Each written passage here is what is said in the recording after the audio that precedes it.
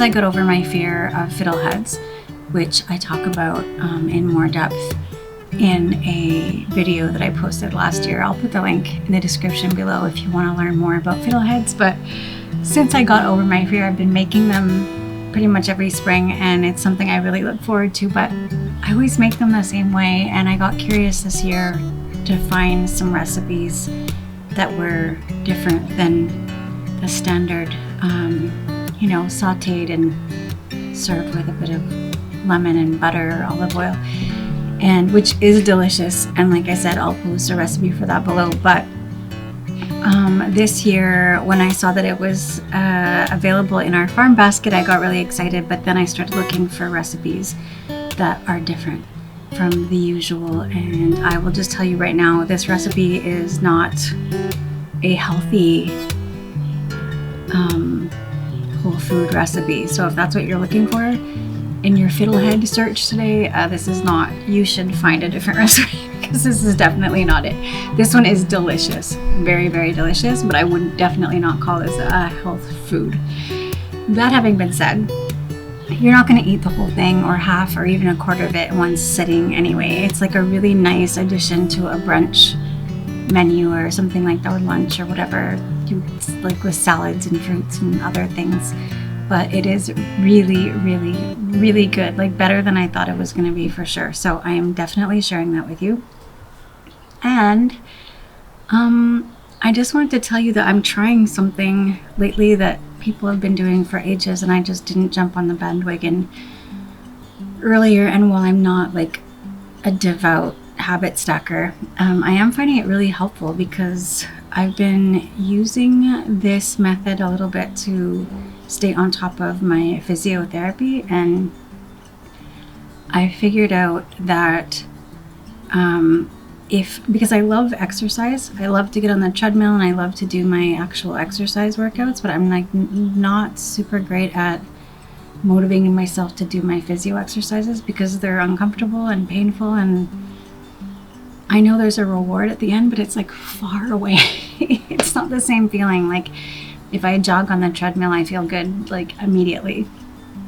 But my physiotherapist recommended, just for my recovery, that I do like a hamburger or veggie burger method, where my physio is the bun and the exercise is the patty. So do physio, then exercise, then do physio again.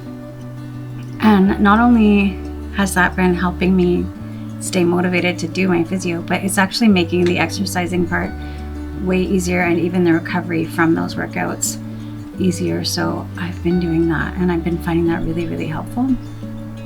And then for my exercise, I've just been trying to figure out ways to make more time in the morning, move things around in the morning, because if I do my workouts in the morning before I start the day, not only do I feel amazing and energized for the rest of the day, but I'm more likely to make time for them, because if I wait till the end of the day, I often get home and I'm just so exhausted, and it's really hard to get motivated. So I haven't figured out how I'm gonna habit stack for that, but I'm sure there's a way. And I've started by just putting on my workout clothes before I take the dog out for a walk, which is the first thing basically that gets done in the morning. And that's been helpful-ish, but I need to figure something else out that works more. For making sure that I'm getting hydrated enough, because I find that is something I forget about a lot. I've just been, while I make my lunch for work, which I do most days, I just fill up my water bottle at the same time and throw that in my lunchbox. That's been really easy and helpful. I don't know why I didn't do that before. And what else? I'm also very much in a premenopausal phase, so I have been very, very thirsty lately, and I'm pretty sure they're connected. So I also bought myself a water decanter and a glass, and I keep them next to my bed, and I fill that up as part of like the before bed routine. Like I do the dishes and I take the dog out for a last pee, and then I fill up my water decanter and put that next to the bed. And it's great too, because on the nights that I'm taking progesterone, because I'm trying hormone replacement therapy right now, which I think I talked about before. And if I didn't, I'll talk about that more some other time. But basically, I was not getting any sleep for months. Like 3 hours of sleep a night, and I don't even know that any of it was actual like restorative deep sleep. But it was going on for months and months and months, and I was trying so many different things and they weren't working, and it was starting to get urgent. After many doctor's appointments where my doctor kept harassing me to try it, I finally caved. I was very resistant, I'm not gonna lie, and I'm still having mixed feelings about it, but I will say that now I'm getting a lot more sleep than I was before. I would definitely not call it perfect by any stretch of the imagination, but it is like way better. I'm getting twice as much sleep for sure. Why am I talking about this? Oh yeah, because I take progesterone on days, well, from day 1 to day 12 of my cycle every month. And I take it at bedtime, so my water's already there. And also if I wake up thirsty in the night or first thing in the morning, I have water right next to the bed. And also I find it very, very cute. So that's helpful too, because for some reason having my water bottle next to the bed was not attractive enough to motivate me for some reason. I know, it's silly, but there you go.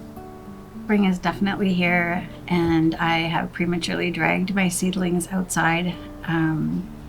They're not super happy at me, but they're thriving-ish. Some of them are very happy.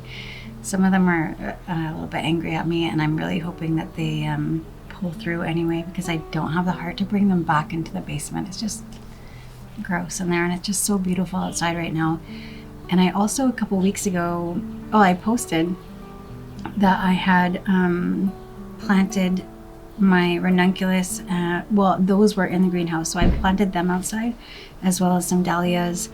And I was starting to lose hope that they were going to actually become something, but they're like tiny. They're the tiniest little things, but they're so cute, and they are coming up through the earth, and I'm so excited. I can't wait to see them in full bloom. And also I'm very excited because last year I planted bergamot in the backyard, or bee balm as some people call it, and there was like one straggly sad plant. It didn't look very happy at all, and then already this spring it's like, I don't know, I want to say quadrupled, but it's like instead of one plant there's like feels like there's a whole bush of them.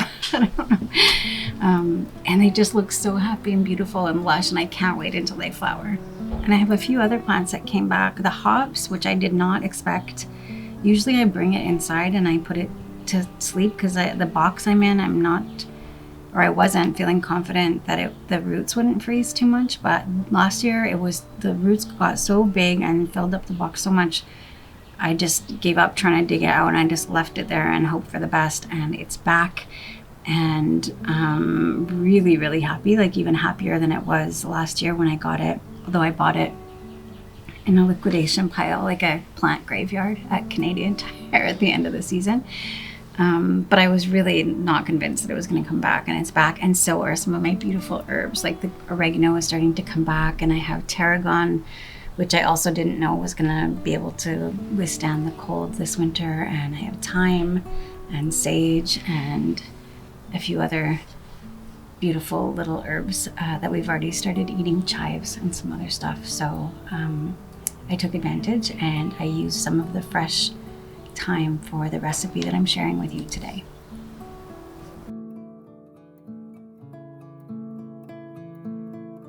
I don't really know how to describe the taste of fiddleheads. It's kind of like an asparagus or spinachy, or the two mixed together kind of. And they are crunchy as long as you don't overcook them. But it is really, really important to cook them and also clean them well before you eat them. This is because they contain a natural toxin. So it's really important that you boil or steam them before you eat them. Even if you're going to saute them, boil or steam them first. I think the World Health Organization recommends about 15 minutes of boiling or 12 minutes of steaming. Undercooked fiddleheads can cause food poisoning, so this is a really important step that you should not skip. You want to also make sure that you take away all of the kind of brown papery bits that are on them. So I soak mine for about 10 minutes or so before I even start the cleaning process. I pick away all the obvious bits of brown stuff that are on the outside, and then I will rinse them a few times over to make sure that they are really clean. And then I will boil them, and then when you boil them, you'll notice that even more little bits of stuff loosen. So just rinse them off quickly again. You want to put them probably in a cold bath if you want to retain the greenness after you boil them. And then you can saute them in a bit of olive oil with some lemon zest or a bit of butter or whatever. But today, as I told you, I made this beautiful Fiddlehead Galette that I found online on a website that I believe is called The Lemon Apron.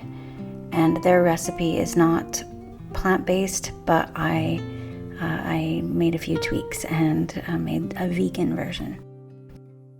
For the crust, you need about 1 1/4 cups of unbleached all-purpose flour.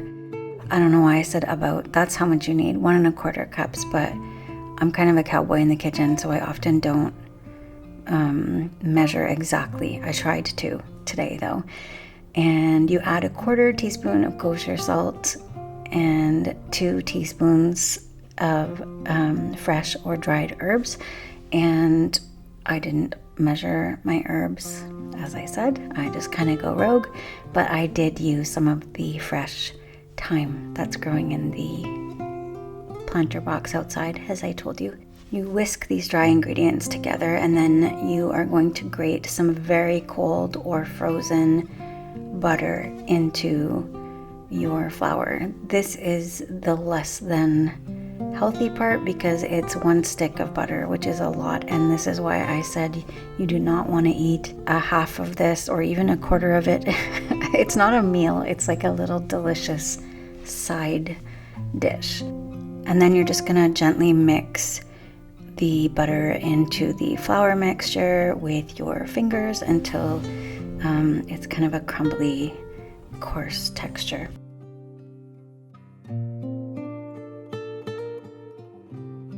In another bowl, you will whisk together some yogurt, water, and lemon juice. So 1/4 cup of yogurt, 1/4 cup of ice cold water, and 2 teaspoons of lemon juice. And obviously I used a plant-based yogurt for this. And then I poured this mixture over the dry ingredients and just used a wooden spoon at first to get all the wetness kind of incorporated, and then very, very gently formed the dough into a ball with my hands, covered it with a wet cloth so it wouldn't dry out, and I put that in the refrigerator to stay cold. You can put it in the freezer also, just don't forget about it in there because you don't want it to be frozen. For the filling, you're going to take a couple of teaspoons of olive oil and a couple of cloves of garlic and mix that together. The garlic will be minced really tiny or crushed. And then you will add about a heaping cup of combined plant-based cheeses. So I had mozzarella, and I also had a cashew soft cheese that would be the replacement for the goat cheese that was in the original recipe. And my soft cheese had herbs in it already, so that was an added bonus, and it added some really nice flavor also. You could also add some plant-based Parmesan, which would be really delicious. And you combine all of these together, and then again, just kind of get that coarse, crumbly texture so that you have all the cheeses well blended up together.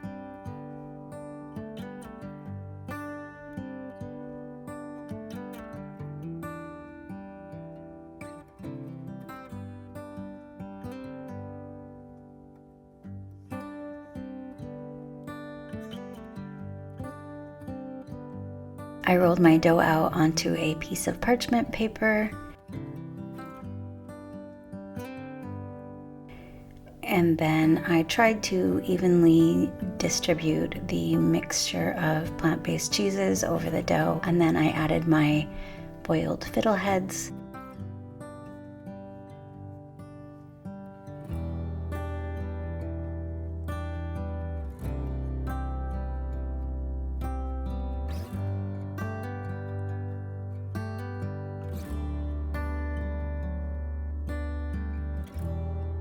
And then folded the edges of the dough in and over. I could have folded it more than I did, I think, because in the end it looked a little bit not so galette style in the typical rustic sense. But in fact, my girlfriend asked me if it was a pizza. But yeah. And then I brushed some olive oil over the crust and sprinkled a bit of the olive oil over the top as well. And then I baked that for 30 minutes in the oven, or 35 actually, 35 minutes in a 400 degree Fahrenheit oven. And as I said, it was so delicious and it tasted really, really good. Not hot, like I let it cool down a little bit so that it was warm. It would also be really good just room temperature, I'm sure.